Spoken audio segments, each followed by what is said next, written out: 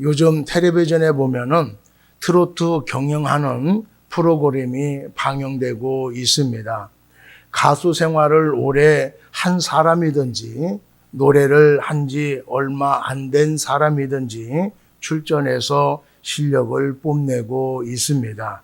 그런데 평소에 잘하던 사람이었는데 오디션에 출전해서 그런지 떨려서 자기 실력을 발휘하지 못하거나 가사를 잃어버려서 안타까움을 자아내기도 합니다.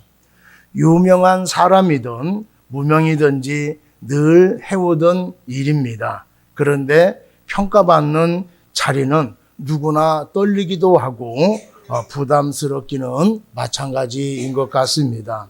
그런데 법정에 서서 심판받는다라고 할 때에 그 두려움이 얼마나 크겠습니까? 죄를 지어서 재판장에 서도 떨리고 아무런 죄가 없어도 쓰게 되면은 떨리게 될 것입니다. 떨려서 사실대로 말하지 못하고 얼버무리거나 알고 있는 것도 잊어버리고 엉뚱하게 말해서 불리해지기도 합니다. 그래서 정당한 재판을 받게 하기 위해서 변호사를 선임해서 변호하게 하는 것입니다. 오늘 본문에 보게 되어지면은 유대 종교 지도자들이 예수님을 고발해서 로마 법정에 섰습니다. 잘못을 해서 법정에 쓴 것이 아니라 누명을 쓰고 법정에 선 것입니다. 유대 종교 지도자들이 예수님을 세 가지의 제목을 걸어서 고소를 했습니다. 먼저 백성들을 미혹했다는 것과 가이사에게 세금 바치는 것을 금했다는 것과 자칭 왕 그리스도라고 한 것이었습니다. 빌라도가 신문을 해 보았는데 죄가 없다라는 것을 알게 되었습니다. 석방을 하려고 하니까 종교 지도자들이 갈릴리에서부터 시작해서 온 유대를 다니면서 백성들을 소동하게 한 자를 어떻게 놓아줄 수 있느냐라고 강력하게 항의를 했습니다. 갈릴리 지역을 통치하는 갈릴리 분봉왕 헤롯에게 신문받도록 보냈습니다. 헤롯도 예수님에 대해서 익히 알고 있었습니다. 이제 기회가 생겨서 기적을 직접 볼 수 있다라고 생각을 해서 예수님 만나는 것을 기뻐한 것입니다. 예수님은 그에게 아무런 기적도 행하지 않았고 질문한 그에 대해서도 아무런 답변을 하지 않았습니다. 그러자 군인들과 함께 예수님을 업신여기며 실롱하고 다시 빌라도에게 보냈습니다. 오늘 본문을 통해서 만왕의 왕이신 예수님께서 세상의 지도자와 권력자들을 신문해야 함에도 불구하고 오히려 예수님이 그들에게 신문을 받고 있습니다. 법정에 서서 신문 받으시는 예수님을 통해서 우리에게 주시는 교훈이 무엇인가를 살펴보려고 합니다. 오늘 첫 번째로 종교 지도자들이 거짓된 고발을 한 것을 알 수가 있습니다. 예수님이 백성들에게 관심을 받는 것을 종교 지도자들이 시기하고 질투했습니다. 예수님을 비판하고 모욕을 했습니다. 예수님의 권능을 비하하기도 하고 대답하기 곤란한 질문을 해서 망신을 주려고 했지만은 뜻대로 되지 않았습니다.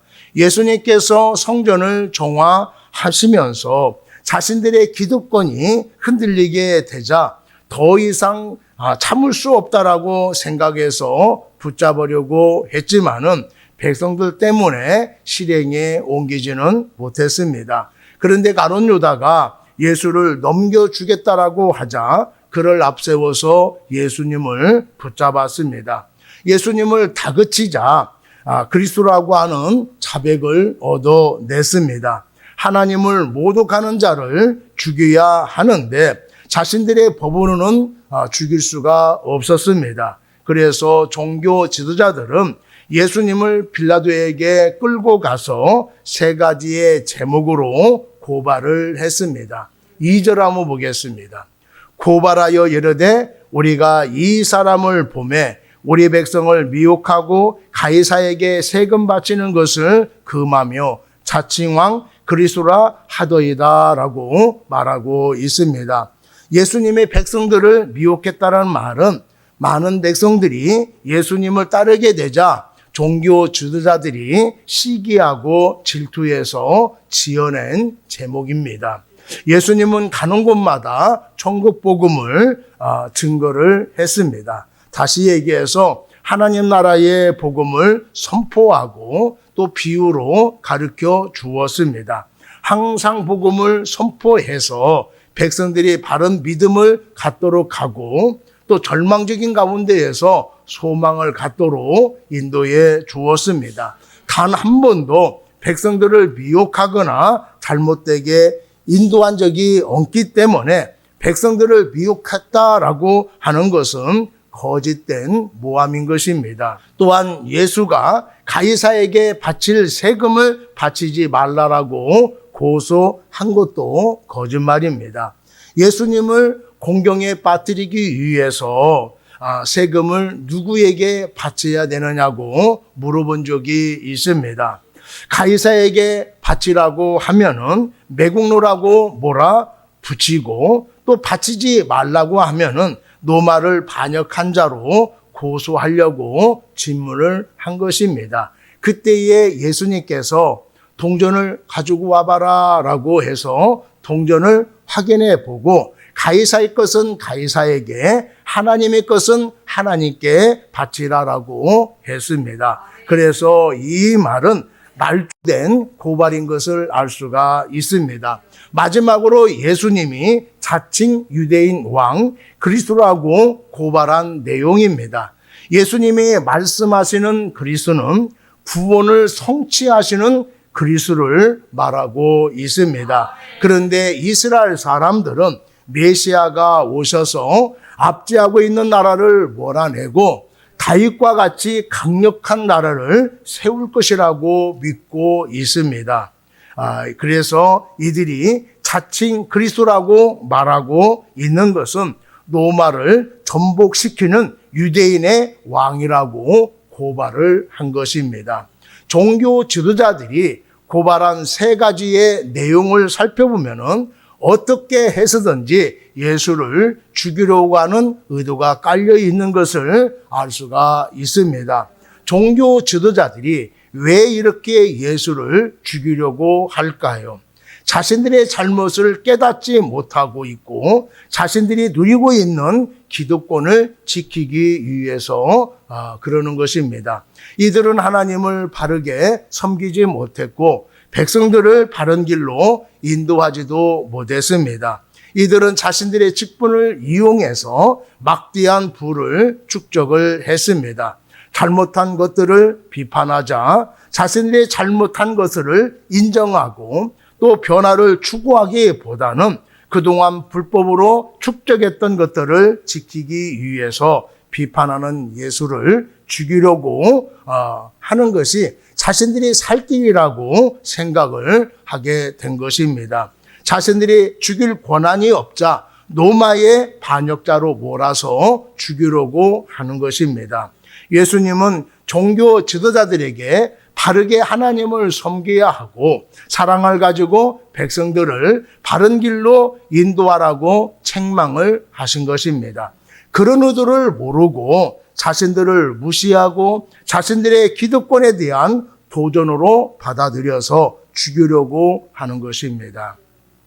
내가 특별하게 잘못한 것이 없는데도 미워하는 사람이 있습니다.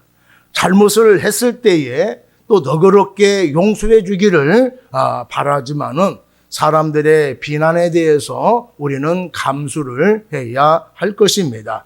그런데 지나치게 비판을 하며 모욕을 하는 사람도 있습니다. 그럴 때 여러분들은 어떻게 하십니까? 잘못을 지적했다고 자신과 생각이 다르다라고 권력과 수단을 동원해서 응징을 합니까? 아니면은 참고 인내하는 편입니까? 아니면은 저 사람의 말을 곱씹어 보고 수용할 수 있는 것은 수용하려고 하는 편입니까? 정당한 방법이라고 해도 자신의 뜻을 관철시키기 위해서 지나치게 하면은 안 되는 것입니다. 그런데 잘못된 것인데 다른 사람에게 고통을 가하거나 피눈물을 나게 해서 자신의 뜻을 이루려고 하면은 되겠습니까? 당장은 좋을지 모르지만은 나중하게 혹독하게 돌려받게 될 것입니다. 자신의 힘을 이용해서 다른 사람을 힘들게 하거나 없는 것도 만들어서 고통받게 하는 것은 옳지 못한 것입니다. 잘못 생각하고 있고 잘못 살고 있는데도 나에 대해서 말하는 것을 사람들은 싫어합니다. 내가 하는 일에 관여하지 말라라고 하는 것이지요. 비판하거나 권면을 받으면 무작정 싫다라고 하지 마시고 그 사람의 말이나 행동에 대해서 생각해 보고 받아들일 수 있는 것은 받아들이고 가치가 없다라고 생각을 하면은 지나치면 되는 것입니다. 자신에게 주어진 물질이나 명예나 권력을 여러분 나쁜 데 사용하지 마시고 좋은 데 사용할 수 있는 여러분이 되기를 바랍니다. 두 번째로 헤롯이 내가 유대인의 왕이냐라고 물었습니다. 대제장들과 서기관들이 빌라도에게 예수님을 고발한 세 번째의 제목이 자칭왕 그리스도라고 하는 것이었습니다. 이것은 로마 총독의 보기에 아주 심각한 제목이었습니다. 그래서 빌라도는 다른 것은 제쳐놓고 이 문제에 대해서 예수님을 신문을 했습니다. 3절 한번 보겠습니다. 빌라도가 예수께 물어 이르되 내가 유대인의 왕이냐? 대답하여 이르되 내 말이 옳도다. 빌라도의 질문에 대해서 예수님은 그렇다라고 대답을 하셨습니다. 누가는 빌라도의 신문을 아주 간략하게 기록하고 있습니다. 그러나 이 장면을 요한복음에 보면은 좀 더 자세하게 기록하고 있습니다. 요한복음 18장 35절, 37절 말씀입니다. 빌라도가 대답하되 내가 유대인이냐? 내 나라 사람과 대제장들이 너를 내게 넘겼으니 내가 무엇을 하였느냐? 예수께서 대답하시되 내 나라는 이 세상에 속한 것이 아니니라. 만일 내 나라가 이 세상에 속한 것이었더라면 내 종들이 싸워 나로 유대인들에게 넘겨지지 않게 하였으리라. 이제 내 나라는 여기에 속한 것이 아니니라. 빌라도가 이르되 그러면 내가 왕이 아니냐? 예수께서 대답하시되 내 말과 같이 내가 왕이니라. 내가 이를 위하여 태어났으며 이를 위하여 세상에 왔나니 그 진리에 대하여 증언하려 함이로라. 무릇 진리에 속한 자는 내 음성을 듣느니라. 아멘. 예수님께서 자신이 유대인의 왕인 것은 맞는데 내 나라는 이 세상에 속한 것이 아니다라고 답변을 하신 것입니다. 유대를 회복하기 위해서 온 왕이 아니라 하나님 나라를 회복하기 위해서 온 왕이라고 말씀을 하고 있는 것입니다. 다시 얘기하면은 종교 지도자들은 정치적인 의미로서의 메시아라고 고발을 했는데 예수님은 나는 정치적인 메시아가 아니다. 하나님 나라를 회복하기 위해서 온 메시아다라고 답변을 한 것입니다. 빌라도는 예수님의 답변을 듣고 고소가 날조된 것을 알게 되었습니다. 그래서 빌라도는 유대인들에게 나가서 그에게 아무런 죄도 찾지 못했다라고 말을 했습니다. 예수님이 죄가 없다는 걸 알고 석방하려고 하자 종교 지도자들이 강력하게 항의를 했습니다. 예수가 갈릴리에서 시작해서 온 유대에 다니면서 백성들을 가르치고 선동하여 소동을 일으킨 사람이라고 말을 한 것입니다. 빌라도는 예수가 갈릴리 출신이라고 하는 말을 듣고 갈릴리를 통치하고 있는 헤롯이 처리하도록 보냈습니다. 빌라도는 골치 아픈 일에 끼어들기 싫다라고 생각을 한 것입니다. 잘못 판결을 하면은 폭동이 일어날 수 있기 때문에 어떻게든지 이 일에 관여하고 싶지 않았던 것입니다. 빌라도는 예수가 억울한 누명을 쓰고 있다는 것에 대해서 아무런 관심을 갖고 있지 않습니다. 오직 이번 고소 사건으로 인하여서 불똥이 자신에게 튀지 않기만을 바라고 있는 것입니다. 현대를 살아가고 있는 우리들이 이런 모습을 가지고 있습니다. 현대인들은 개인주의가 팽배하고 바쁘게 살다 보니까 다른 사람의 일에 관심이 없습니다. 바로 옆에서 일이 벌어지고 있는데 관여하지도 않고 외면해 버립니다. 관여했다가 혹시라도 자신에게 해가 될까 봐 못 본 척 하는 것입니다. 더불어가는 세상인데 자신이 하는 일과 자신의 안위만을 생각하지 다른 사람에 대해서 별로 관심을 갖고 있지 않습니다. 이런 세상에 살고 있으니 얼마나 삭막하겠습니까? 그런데 가끔은 마음이 훈훈한 사람을 우리가 볼 수가 있습니다. 큰 마트에서 어떤 나이 드신 분이 계산을 하는데 돈이 없다라고 말을 합니다. 그러자 계산하는 분이 돈도 없으면서 왜 이렇게 많은 물건을 가지고 왔느냐고 이렇게 할머니를 나무라고 있습니다.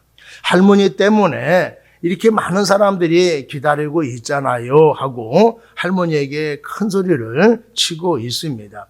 주위에 있는 사람들이 큰 소리를 나니까 무슨 일인가 하고 몰려왔지만은 할머니를 도와주는 사람은 아무도 없었습니다. 그런데 옆에서 계산하던 젊은 여성이 할머니한테 너무하는 거 아닙니까? 라고 하면서 이제 따지기 시작을 했어요. 지갑을 잃어버리고 못 가지고 올 수도 있지. 그것을 가지고 할머니에게 그렇게 대하면 되겠느냐고 사과하세요. 빨리 사과하세요. 막 하면서 막 따지는 거예요. 그리고 나서 얼마입니까? 제가 계산하겠습니다. 라고 말을 했어요. 그러자 어떤 남성이 다가가더니 몰래 카메라에 했습니다. 라고 그렇게 말해 주었습니다. 그냥 지나칠 수도 있는데 왜 할머니를 도왔습니까? 라고 묻자 할머니가 잘못한 것도 아니고 혹시 잘못했다 하더라도 어른한테 너무하는 것 같아서 도와주었다라고 말을 했습니다. 심이 없는 사람들 무시하거나 업신여기지 말고 합세해서 더 큰 상처를 주지 말고 힘이 되어주는 여러분이 되기를 바랍니다. 악한 사람들은 연약한 사람들을 통해서 자신들의 유익을 얻으려고 이용하는 사람도 있습니다. 하나님이 왜 그런 연약한 사람을 통해서 또 마음이 불편해지게 할까요? 그런 상황에 처한 사람을 왜 만나게 하셨을까요? 내가 가지고 있는 걸 통해서 도와주라고 만나게 주신 것입니다. 연약하고 힘든 사람들 외면하지 말고 도와줍시다. 사랑으로 섬깁시다. 공경에 처한 사람에게 힘이 되어주는 우리 모두가 되기를 바랍니다. 세 번째로 헤롯이 신문하며 조롱을 했습니다. 빌라도가 예수님이 갈릴리에서 활동했다라는 말을 듣고 갈릴리 분봉왕 헤롯이 처리하도록 예수님을 보냈습니다. 마침 6월절 기간이었기 때문에 헤롯이 예루살렘에 와 있었습니다. 헤롯은 자기 동생의 아내 헤로디아를 빼앗아 아내로 삼았는데 세례 요한이 이것을 여러 번 지적을 했습니다. 헤로디아는 못마땅해서 세례 요한을 죽이려고 했지만은 헤롯은 요한을 의롭고 거룩한 사람으로 알고 두려워했습니다. 세례 요한의 권면이 그의 양심을 일깨워준 결과였지만은 오래 지속하지는 못했습니다. 헤로디아가 헤롯 왕에게 왕이 돼가지고 자신을 책망하는 사람을 어떻게 두고 보고만 있느냐라고 그렇게 다그치자 세례 요한을 감옥에 가둬버렸습니다. 그리고 자기 생일날에 춤을 춘 헤로디아의 딸에게 춤감으로 세례 요한의 목을 베어 주었습니다. 헤롯은 신앙심이 전혀 없는 사람이 아니었습니다. 세례 요한의 권면을 받고 양심의 가책을 느껴 괴로워했던 사람이었습니다. 그러나 약한 신앙심이 점차적으로 사라지고 더 악한 사람이 되어 버렸습니다. 헤롯은 세례 요한이 죽고 난 뒤에 예수님의 소문을 듣고 혹시 세례 요한이 살아난 것이 아닌가 생각하여 두려워했습니다. 예수님이 주로 갈릴리에서 활동을 많이 했기 때문에 예수님에 대한 소문을 이 헤롯이 많이 들었을 것입니다. 그 밖에도 헤롯의 주변 사람들이 예수님을 따르는 사람들이 몇 명 있었습니다. 헤롯의 청지기 구스의 아내 요한나가 예수님의 사역에 재정적으로 후원하는 여인들 중에 한 사람이었습니다.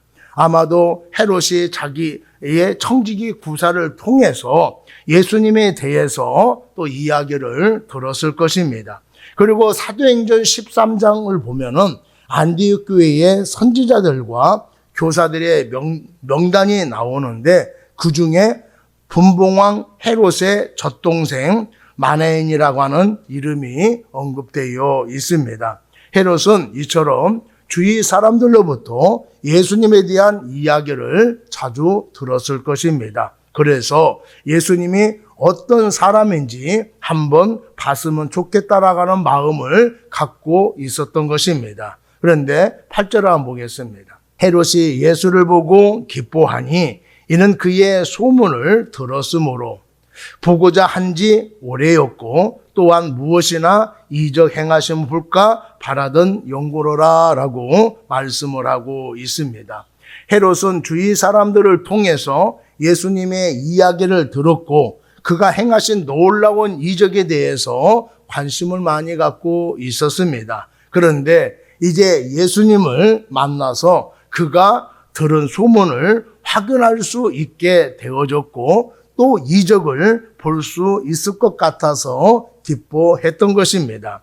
헤롯은 예수님에 대한 소식을 듣고 대단한 줄 알고 있었는데 막상 만나보니까 기적도 보여주지도 않았고 여러 가지 질문을 했는데도 아무런 대답을 하지 않는 것을 보고 예수님에 대해서 실망을 하게 되었습니다. 대제사장들과 서기관들이 여러 가지 고소를 했는데도 불구하고 예수님은 한마디도 답변하지 않는 것을 보니까 바보처럼 느껴졌던 것입니다. 헤롯은 세례 요한과 같이 쓸만한 사람 같으면은 갈릴리로 데리고 가서 설교를 들어보려고 했지만은 실제로 만나보니까 말도 제대로 못하는 사람으로 보여졌던 것입니다. 그래서 군인들과 더불어서 예수님을 업신여기게 되어졌고 희롱하다가 다시 빌라도에게 보냈습니다. 예수님은 세례 요한처럼 헤롯의 잘못된 것에 대해서 책망이나 권면을 해주지 아니하고 왜 침묵하고만 있었을까요? 기적을 보기를 원했는데 왜 기적을 보여주지 않았을까요?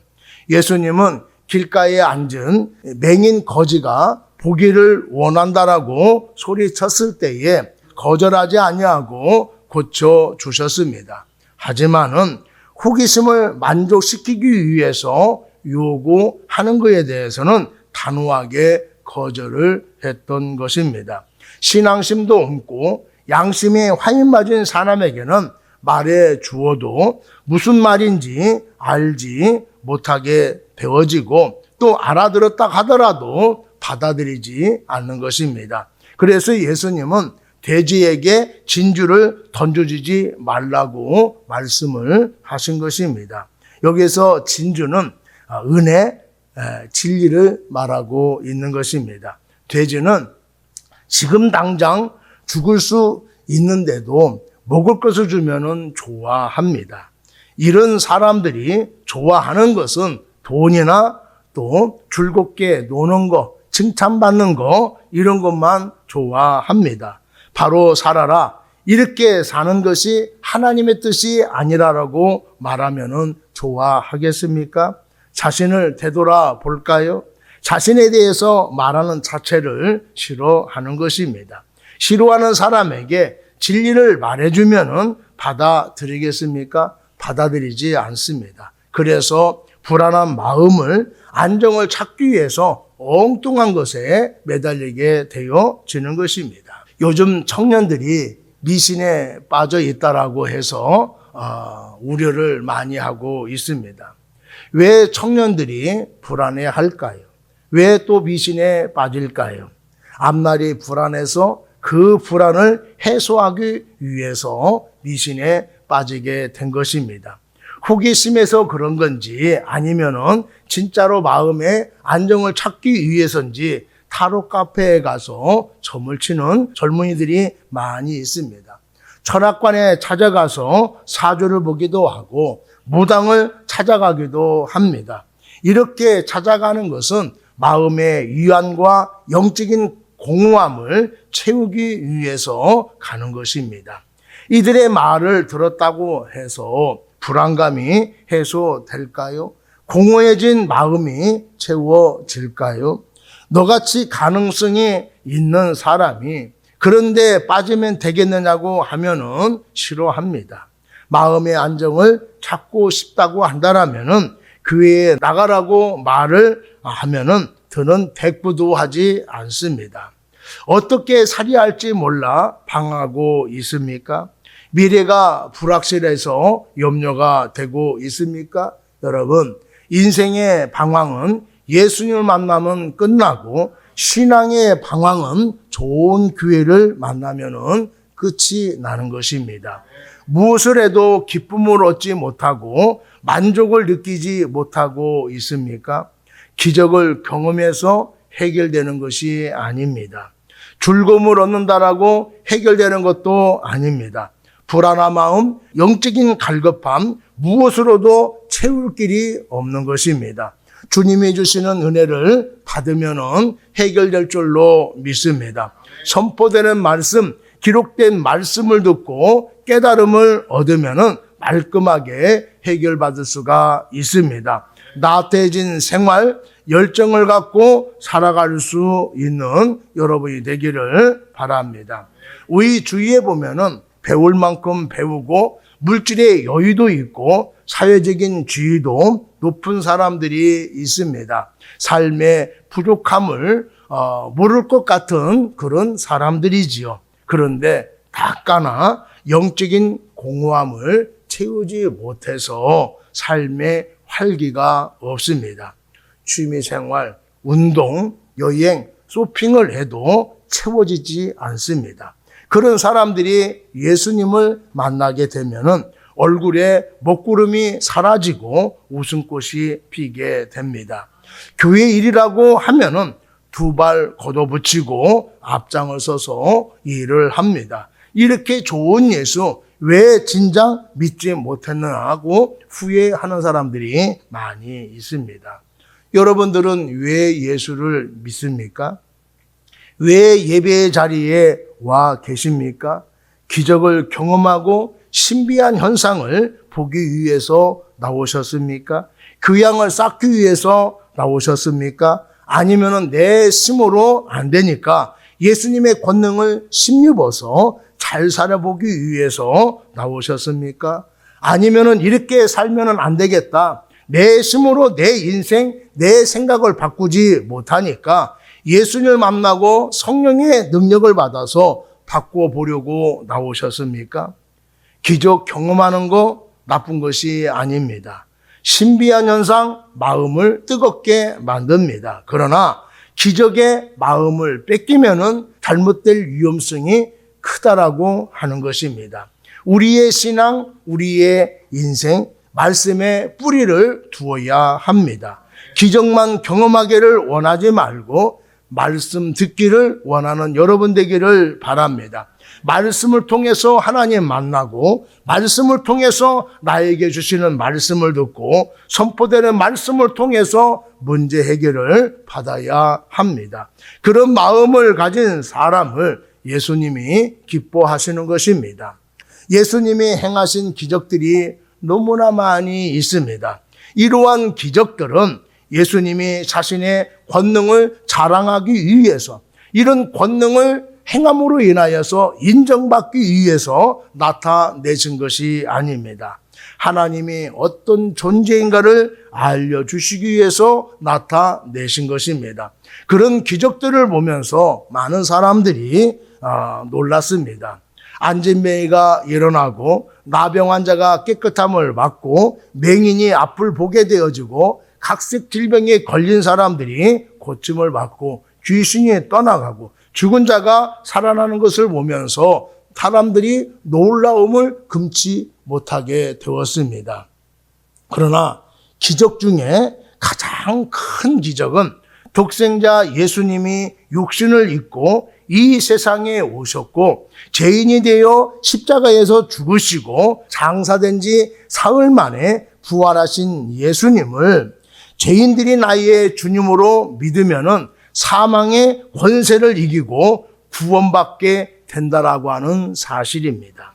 어떤 사람은 교회를 다니지 얼마 되지 않아서 믿음을 갖는 사람도 있지만은 어떤 사람은 오랫동안 신앙생활을 했음에도 불구하고 믿음을 갖지 못하는 사람도 있습니다. 그런데 어느 날 죄로 말미암아 죽을 수밖에 없는 나를 위해서 십자가의 죽으심으로 나를 구원하여 주셨다라는 것이 믿어진다라는 사실입니다. 이것이 기적 중에 기적이다라고 하는 거예요. 여러분, 신앙생활한 지 오래되었는데 신앙은 성장하지 아니하고 요령만 늘어가고 있으면은 안 될 것입니다. 게으른 신앙에서 열정적인 신앙으로, 연약한 신앙이 강한 신앙으로 성장해야 합니다. 쉬운 말씀을 듣는 것에서 이제는 어려운 말씀도 이해할 수 있을 정도로 성장이 되어야 합니다. 자전거는 페달을 밟아야 넘어지지 아니하고 페달을 멈추면은 얼마 가지 못해서 넘어질 수밖에 없습니다. 그와 같이 신앙도 멈추면은 그대로 있지 아니하고 얼마 가지 않아서 넘어질 수밖에 없습니다. 퇴보하는 신앙이 아니라 성장하는 신앙을 가질 수 있는 여러분이 되기를 바랍니다. 기적을 원하지 말고 예수님이 선포하는 말씀에 관심을 가지고 여러분의 신앙이 성장되어지기를 바랍니다. 자신의 생각을 가지고 반대 의견을 내면은 기분이 좋지 않습니다.